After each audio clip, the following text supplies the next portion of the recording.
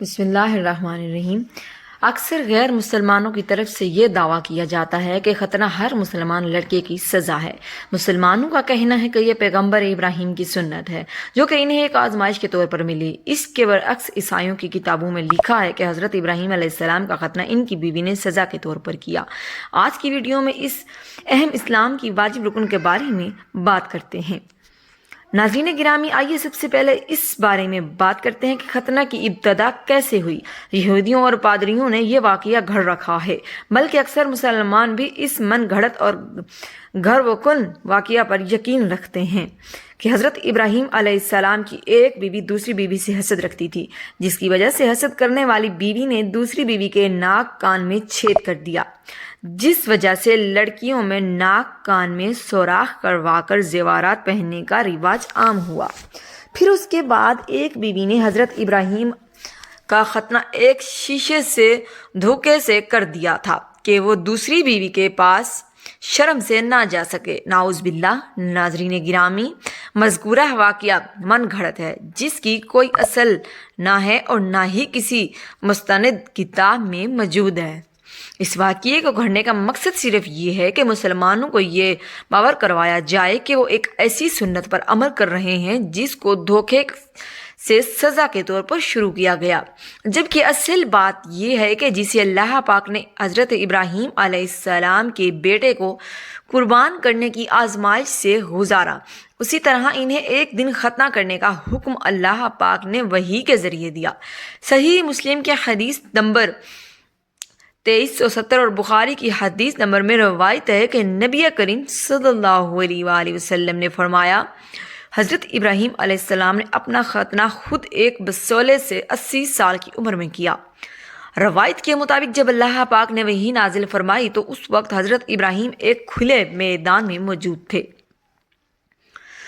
چونکہ حضرت ابراہیم کے بارے میں یہ مشہور ہے کہ آپ اللہ کے حکم کی تعمیل میں بہت جلدی کرتے تھے، اسی لیے جب آپ کو حکم ہوا تو اس وقت حضرت ابراہیم تیز دھار آلہ ڈھونڈنے لگے جو کہ ان کو نہ ملا۔ کافی ڈھونڈنے کے بعد ایک ٹوٹا ہوا شیشہ ملا تو آپ نے اس سے خود اپنا ختنہ کر کے اللہ پاک کے حکم کی تعمیل فرمائی۔ بعض منکرین حدیث نے اس حدیث میں پر بھی اعتراض کیا ہے جو ان کی حماقت کی دلیل ہے۔ جب ایک انسان خودکشی کر سکتا ہے، خود اپنے ہاتھ سے اپنی گردن کاٹ سکتا ہے، تو حضرت ابراہیم کا خود شیشے یا بسولے سے ختنہ کر لینا کون سا موجب تعجب ہے؟ اور 80 سال کی عمر میں ختنے پر اعتراض کرنا بھی حماقت ہے، جب حکم الہی ہوا اس کی تعمیل کی گئی۔ ناظرین گرامی، حضرت ابراہیم علیہ السلام سے پہلے انبیاء تو ختنہ ہونے اور ناف کٹنی ہونے کی حالت میں بطور اعزاز و کرام کے پیدا ہوتے رہے، اور اس کی باقاعدہ عمومی سنت ہونے کی ابتدا حضرت ابراہیم خلیل اللہ علیہ السلام کے دور سے ہوئی۔ آپ نے خود اپنا ختنہ فرمایا اور پھر اس کے بعد اپنے بیٹے اسماعیل کا ختنہ 13 سال کی عمر میں فرمایا۔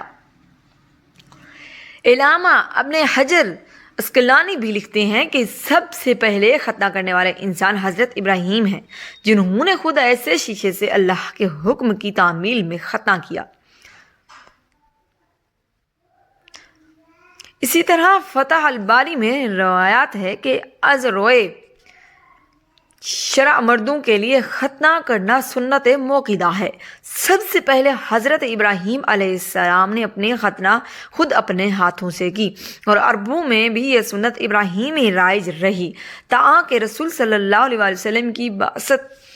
بعثت ہوئی تو آپ صلی اللہ علیہ وسلم نے بھی اس سنت پر انہیں برقرار رکھا اور اسے مذہبی شعائر میں شامل فرمایا۔ مسلمان مذہب کے احکامات کی تعمیل کرتے ہوئے صدیوں سے بچوں کے ختنے کرتے چلے آ رہے ہیں، لیکن مغرب صدیوں تک اس کا انکار کرنے کے بعد اب بالآخر جدید سائنس کی تحقیقات سامنے آنے پر ختنوں کی اہمیت ماننے پر مجبور ہو گیا۔ طویل ترین تحقیقات مکمل ہونے کے بعد اچانک مغربی سائنسدانوں کو ختنوں کی اہمیت کا اس قدر احساس ہوا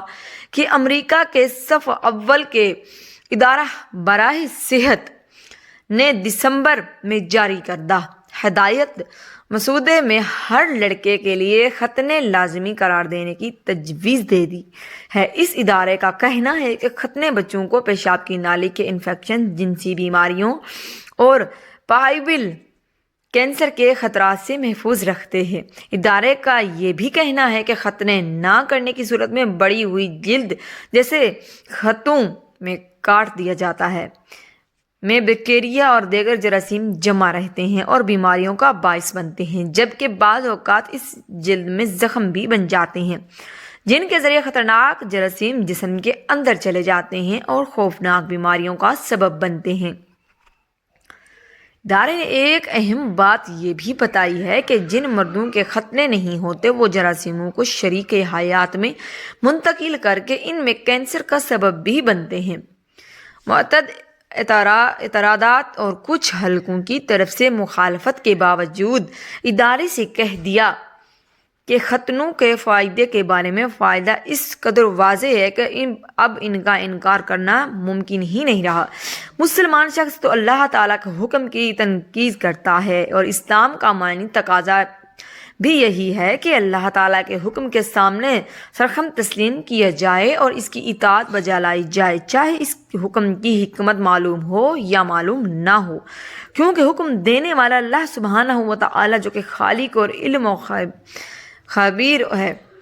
اسی اللہ نے انسان کو پیدا فرمایا ہے اور وہ جانتا ہے کہ ان کے لیے کون سی اشیاء بہتر ہے اور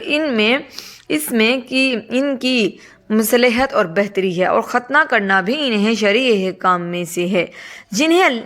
اس نے اطاعت و فرما برداری کرتے ہوئے اور اللہ تعالیٰ کی محبت رکھتے ہوئے اور اس کی جانب سے اجر و ثواب چاہتے ہوئے بجا لانا ہے، اور وہ بھی اس کا یقین رکھتا ہے کہ اللہ تعالیٰ نے اس سے جو بھی حکم دیا اس میں کوئی نہ کوئی حکمت اور بندے کی اس میں کوئی